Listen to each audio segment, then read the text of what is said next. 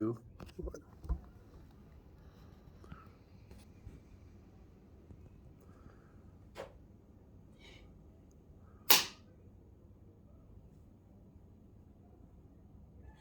Mother slapped me across the face and I toppled to the floor.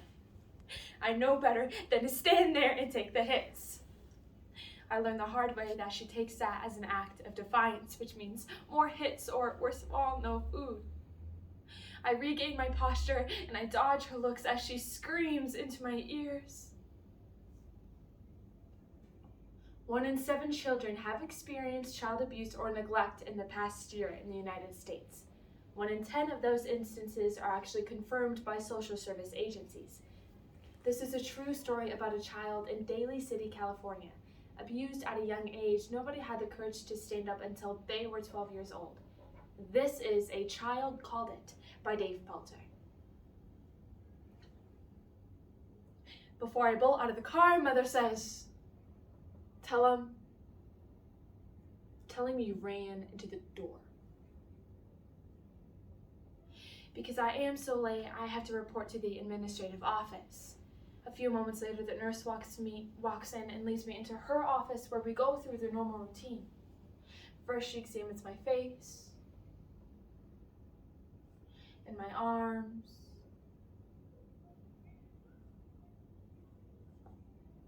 What's that above your eye? Oh, I ran into the hall door. It was an accident. She smiles, grabs the clipboard, and bends down to show me. You said that last Monday, remember?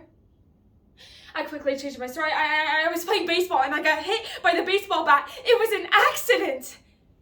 Accident. I am always supposed to say that, but the nurse knows better. She scolds me, so I tell the truth, and I always break down in the end and confess, even though I feel I should protect my mother. She tells me that I'll be fine and asks me to take off my clothes. We've been doing this since last year, so I immediately obey. My shirt has more holes than Swiss cheese. My pants are just as bad, and my shoes have holes in the toes. As she examines my body, looking for any various marks and bruises she might have missed in the past, she stops at the old scar right above my stomach.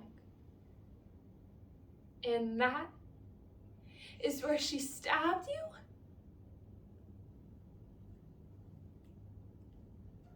Seven. I'd begun clearing dishes from the dining room table when Mother screamed. You have 20 minutes, 1 minute and 1 second more, and you go hungry again. Is that understood? Look at me when I'm talking to you! She grabbed a carving knife from the kitchen and screamed, If you don't finish on time, I am going to kill you! For a moment, I thought she was going to fall. I focused all my attention on Mother's face, but I saw a blurred object fly from her hand and a sharp pain erupted from just above my stomach. I tried to remain standing, but my legs gave out. My world turned black. 7, 5. The nurse must have seen the concern in my eyes because she hugs me. God, I tell myself she's warm and I could stay in her arms forever. She breaks the embrace and leaves the room. She comes back moments later with the principal, Mr. Hansen, and a police officer? 7, 5, 6. In the years before I was abused, my family was the Brady Bunch of the 1960s. My mother, Catherine, was a woman of average size and appearance. I could never remember the color of her hair or eyes, but Mom was a woman who glowed with love for her children. Her greatest asset was her determination, and she was truly a gifted cook. I think creating new and exotic meals for us was her favorite. She used to read us fortune cookies out loud, and some years later, when I was finally able to read, I found one of my old fortunes. Love and honor thy mother. for she is the fruit that gives out life.